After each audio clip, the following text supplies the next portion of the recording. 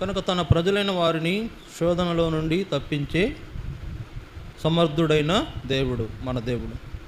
కనుక ఏంటి శోధనలు అనంటే రకరకాలైన శోధనలు మన జీవితంలో సంభవించేవిగా ఉంటాయి.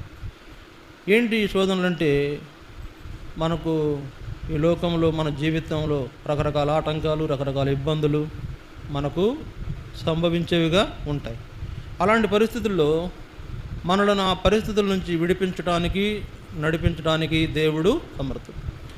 ముఖ్యంగా అనారోగ్యము, లేకపోతే ఏదో వ్యాధులు, బాధలు, ఇబ్బందులు, కొన్ని కష్టాలు, కన్నీళ్ళు, కడగండ్లు, నాకు ఇంకా ఎవరు లేరు, నాకు ఇంకా ఎవరు సహాయం చేసేవాళ్ళు లేరు అనుకున్న పరిస్థితులు, ఆర్థిక బాధలు, అప్పుల తిప్పలు, ఇవన్నీ కూడా శోధనలే.